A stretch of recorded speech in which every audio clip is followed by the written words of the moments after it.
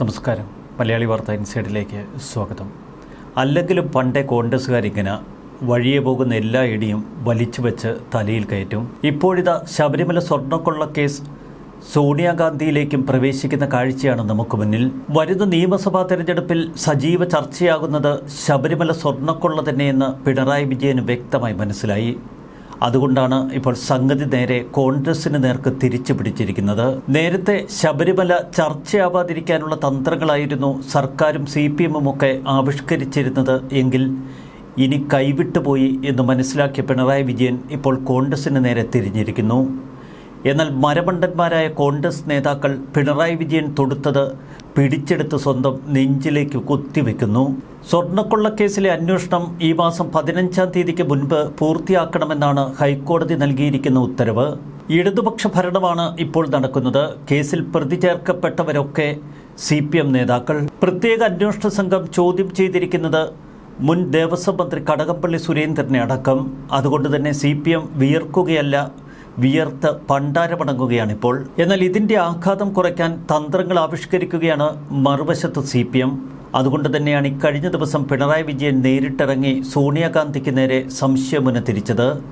ഉണ്ണികൃഷ്ണൻ പോറ്റിയും ഗോവർദ്ധനും സോണിയാഗാന്ധിക്കൊപ്പം നിന്ന് ചിത്രങ്ങൾ പകർത്തിയത് അത്ര നിസ്സാരമാണോ എന്ന് മുഖ്യമന്ത്രി ചോദിക്കുന്നു. ഉമ്മൻചാണ്ടി സർക്കാരിൻ്റെ കാലം മുതൽ ഉണ്ണികൃഷ്ണൻ പോറ്റിയുടെ ഇടപെടലുകൾ അന്വേഷിക്കണമെന്നാവശ്യമാണ് ഇപ്പോൾ LDF തന്നെ മുന്നോട്ട് വയ്ക്കുന്നത്. അതിനിടയിൽ 2013-14 കാലഘട്ടത്തിലാണ് സോണിയാഗാന്ധിയും ഉണ്ണികൃഷ്ണൻ പോറ്റിയും പോസ്റ്റ് ചെയ്ത ഫോട്ടോയിൽ താൻ കയറി നിന്നത് എന്ന് ആന്റണി പറയുന്നു. 2013-14 കാലഘട്ടത്തിലെ ഒരു ചിത്രമാണ് ഇപ്പോൾ പ്രചരിക്കുന്നത് എന്നാണ് ആന്റണി പറയുന്നത്. അന്നത്തെ ദേവസ്വം ബോർഡ് പ്രസിഡന്റും ഞാനും ആ ഫോട്ടോയിലുണ്ടായിരുന്നു. പ്രയാർ ഗോപാലകൃഷ്ണനായിരുന്നു അന്ന് ദേവസ്വം ബോർഡ് പ്രസിഡന്റ്. ഇതുതന്നെയാണ് CPMൻ്റെ വലിയ ആയുധവും. അത് മനസ്സിലാക്കാതെയാണ് ആന്റണി ഇത്തരം വിടുവായത്തം ഇപ്പോൾ വിളമ്പുന്നത്.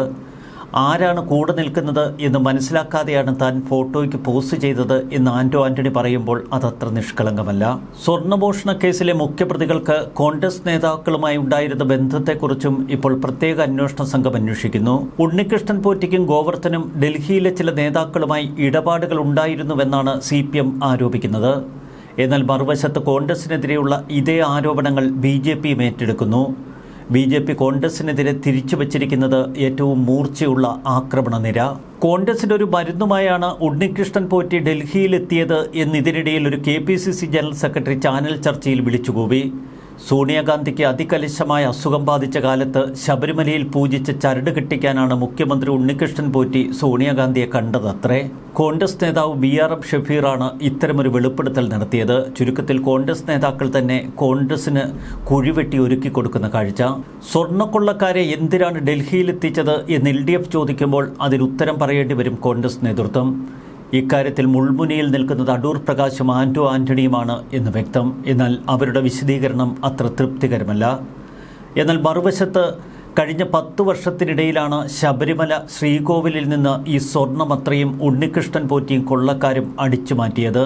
ശബരിമല സ്വർണ്ണക്കൊള്ളയിൽ കേന്ദ്ര രഹസ്യാന്വേഷണ വിഭാഗം ചില സുപ്രധാന തെളിവുകൾ ശേഖരിച്ചിരുന്നു.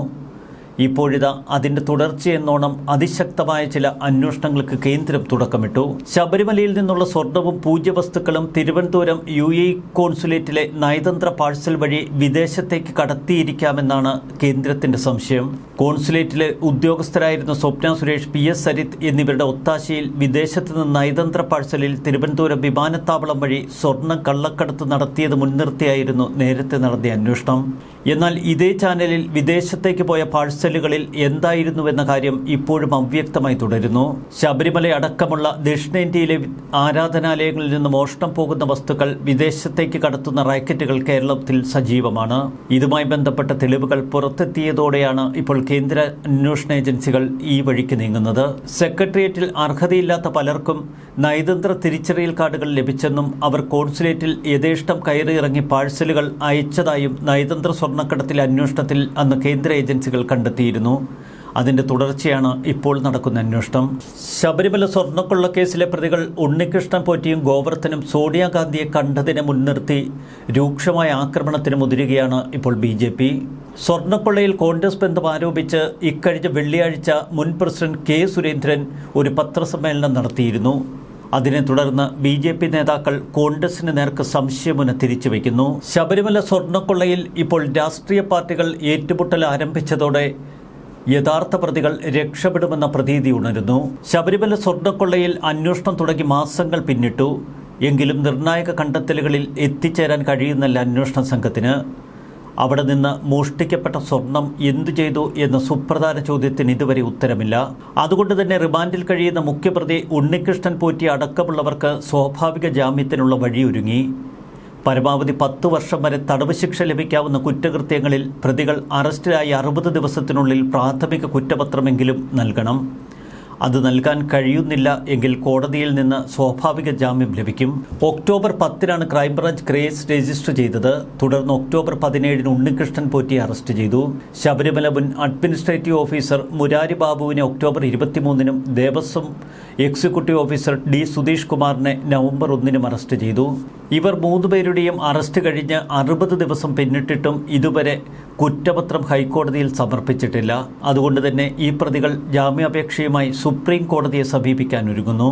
CPMലെ പ്രമുഖരായ N. വാസു, പത്മകുമാർ എന്നിവർ റിമാൻഡിലായി 60 ദിവസം പിന്നിടാൻ ഏതാനും ദിവസങ്ങൾ മാത്രം ബാക്കി.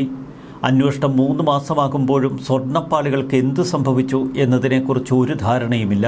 നേരത്തെ അന്തർദേശീയ പുരാവസ്തു കള്ളക്കടത്ത് സംഘങ്ങൾക്ക് ഇതിന് പിന്നിൽ ബന്ധമുണ്ടോ എന്ന് അന്വേഷിക്കണമെന്ന് ഹൈക്കോടതി ആവശ്യപ്പെട്ടിരുന്നു. ഇക്കാര്യത്തിലും ഒരു അന്വേഷണം ശക്തമായി നീങ്ങുകയോ അതിനെ തുടർന്ന് വിശദമായ റിപ്പോർട്ട് തയ്യാറാക്കാനോ പ്രത്യേക അന്വേഷണ സംഘത്തിന് കഴിഞ്ഞിട്ടില്ല. ദേവസ്വം ബോർഡ് മുൻ പ്രസിഡന്റ് N. വാസു ഇതിനിടയിൽ ജാമ്യാപേക്ഷയുമായി സുപ്രീം കോടതിയിലെത്തി. ഏറെ നിർണായകമാണ് ഈ നീക്കം. N. വാസുവിന് സുപ്രീം കോടതി ജാമ്യം അനുവദിച്ചാൽ മറ്റു പ്രതികൾക്കും പെട്ടെന്ന് തന്നെ ജാമ്യം തരപ്പെടുത്താൻ കഴിയും. ഉണ്ണികൃഷ്ണൻ പോറ്റിയുടെ മൊബൈൽ നമ്പറിൽ രേഖപ്പെടുത്തിയിരുന്ന ആളുകളെക്കുറിച്ചോ ഉണ്ണികൃഷ്ണൻ പോറ്റി സ്ഥിരമായി ബന്ധപ്പെട്ടിരുന്ന ഉന്നത വ്യക്തികളിലേക്കോ അന്വേഷണം നീട്ടാൻ ഇതുവരെ പ്രത്യേക അന്വേഷണ സംഘം ശ്രമിച്ചിട്ടില്ല. പോറ്റിയുമായി ഫോണിൽ ബന്ധപ്പെട്ടവരുടെ ഒരു പട്ടിക തയ്യാറാക്കി ആ വഴിക്ക് അന്വേഷണം തുടങ്ങണമെന്ന് നേരത്തെ പ്രത്യേക അന്വേഷണ സംഘത്തിൽ ഒരു ധാരണയുണ്ടാക്കിയിരുന്നു. എന്നാൽ പൊടുന്നനെ അതും അട്ടിമറിക്കപ്പെട്ടു. പോറ്റിയുമായി ബന്ധപ്പെട്ടവരിൽ ജനപ്രതിനിധികളും ഉണ്ടായിരുന്നു എന്ന കൃത്യമായ തെളിവുകൾ ആദ്യഘട്ടത്തിൽ അന്വേഷണ സംഘത്തിൻ്റെ പക്കലെത്തിയിരുന്നു. ഇവരുടെ പേരുകൾ ഒരു തരത്തിലും പുറത്തേക്ക് പോകരുത് എന്ന് ഭരണകൂടം ശഠിച്ചു. ADGP H. വെങ്കടേഷിന്റെ നേതൃത്വത്തിലുള്ള പ്രത്യേക അന്വേഷണ സംഘത്തെ അടുത്ത കാലത്താണ് ഹൈക്കോടതി രൂക്ഷമായി വിമർശിച്ചത്. അതിന് പിന്നാലെ കടകംപള്ളി സുരേന്ദ്രനെ ഒന്ന് ചോദ്യം ചെയ്തു എന്ന് വരുത്തി ഒരു റിപ്പോർട്ട് ഹൈക്കോടതിക്ക് മുൻപാകെ സമർപ്പിക്കാൻ ഒരുങ്ങുകയാണ് പ്രത്യേക അന്വേഷണ സംഘം. ഇതിനിടയിൽ ശബരിമല സ്വർണ്ണക്കൊള്ള കേസ് CBIക്ക് കൈമാറണം എന്ന് കേന്ദ്ര ഇന്റലിജൻസ് ബ്യൂറോ ആഭ്യന്തര വകുപ്പിന് ശുപാർശ ചെയ്തുവെന്ന വിവരവും പുറത്തുവന്നു. രാഷ്ട്രീയ കോളിളക്കം സൃഷ്ടിച്ച് ഈ കേസിൽ നിന്ന് ഏതു വിധേനയും തടിയൂരാൻ പോലീസ് ഉദ്യോഗസ്ഥരും ആഗ്രഹിക്കുന്നു. അതുകൊണ്ട് തന്നെ പ്രത്യേക അന്വേഷണ സംഘത്തിന് വലിയ താൽപ്പര്യം കേസന്വേഷണ കാര്യത്തിലില്ല. എന്നാൽ സർക്കാർ സമ്മർദ്ദം ചെലുത്തിയാണ് ഇപ്പോൾ ഹൈക്കോടതിയിൽ CBI അന്വേഷണം ആവശ്യമില്ല എന്ന നിലപാട് സ്പെഷ്യൽ ഇൻവെസ്റ്റിഗേറ്റീവ് ടീം എടുത്തിരിക്കുന്നത്. എന്നാൽ പൂർണ്ണമായി കേന്ദ്ര ഏജൻസികളുടെ കയ്യിൽ അന്വേഷണം എത്തിയാൽ അത് കൂടുതൽ അപകടം വിതയ്ക്കുമോ എന്ന ഭയം LDFിലുണ്ട്. എന്നാൽ ഒപ്പം UDFിലെ ചില നേതാക്കളും ഈ കേസിൽ പെടും എന്ന പ്രതീക്ഷയാണ് നിലവിൽ സർക്കാരിന്. CBI അന്വേഷണം തുടങ്ങി ഈ കേസിലേക്ക് CPM ഉന്നതരുടെ പേരുകൾ കൂടി കൂട്ടിച്ചേർക്കപ്പെട്ടാൽ വരുന്ന നിയമസഭാ തെരഞ്ഞെടുപ്പിൽ വലിയ തിരിച്ചടിക്ക് കാരണമാകും. BJP അന്വേഷണം വേണം എന്ന നിലപാടിൽ BJP ഉറച്ചു നിൽക്കുന്ന ഒരു വശത്ത്, മറുവശത്ത് കോൺഗ്രസ് ആദ്യഘട്ടത്തിൽ അതിശക്തമായ ആക്രമണം ഇടതുപക്ഷത്തിന് നേർക്ക് തൊടുത്തുവെങ്കിലും പൊടുന്നനെ സോണിയാഗാന്ധിയും ഉണ്ണികൃഷ്ണൻ പോറ്റിയും ഒരുമിച്ചുള്ള ഫോട്ടോ ഉയർത്തിക്കാട്ടി തിരിച്ചടിക്കാനുള്ള തീവ്ര ശ്രമം CPM തുടരുന്നു. വല്ലാത്ത ഘട്ടത്തിലേക്കാണ് ശബരിമല സ്വർണ്ണക്കൊള്ള കേസ് പ്രവേശിക്കുന്നത് എന്ന് വ്യക്തം. ശ്രീകോവിലിലെ പ്രഭാമണ്ഡലത്തിലുണ്ടായിരുന്ന സ്വർണം വരെ അവർ കൊള്ളയടിച്ചു. 7 പാളികളിലെ സ്വർണം നഷ്ടമായി എന്നാണ് പ്രത്യേക അന്വേഷണ സംഘത്തിൻ്റെ കണ്ടെത്തൽ. വ്യാളി രൂപങ്ങളിലെ സ്വർണവും ആ കൊള്ള സംഘം കവർന്നു. എന്നിട്ടും അവർക്ക് ജാമ്യം ലഭിക്കാനുള്ള വഴിയൊരുക്കുകയാണ് സർക്കാർ. പ്രഭാമണ്ഡലത്തിലും കട്ടിളപ്പാളികൾക്ക് മുകളിലുള്ള വ്യാളി രൂപങ്ങളിലും പൊതിഞ്ഞ സ്വർണം അവർ പൊളിച്ചെടുത്തു. ഇവ ചെന്നൈയിലെ സ്മാർട്ട് ക്രിയേഷൻസിൽ എത്തിച്ച് വേർതിരിച്ചുവെന്നാണ് പ്രത്യേക അന്വേഷണ സംഘം പറയുന്നത്. ഏറെ ദുരൂഹതകളാണ് ഓരോ ഘട്ടത്തിലും ഈ കേസിന് കൈവരുന്നത്. ഇപ്പോഴിതാ കോൺഗ്രസ് ബന്ധം ഉയർത്തിക്കാട്ടി തിരിച്ചടിക്കാൻ CPM ശ്രമിക്കുമ്പോൾ അതിനെ എങ്ങനെ ഇനി കോൺഗ്രസും UDFും പ്രതിരോധിക്കും? ഒരു കാര്യം വ്യക്തമാണ്, 2019 മുതലാണ് ശ്രീകോവിലിലെ ആ സ്വർണം വ്യാപകമായി കൊള്ളയടിക്കപ്പെട്ടത്. ന്യൂസ് ഡെസ്ക് മലയാളി വാർത്ത ഇൻസൈഡ്.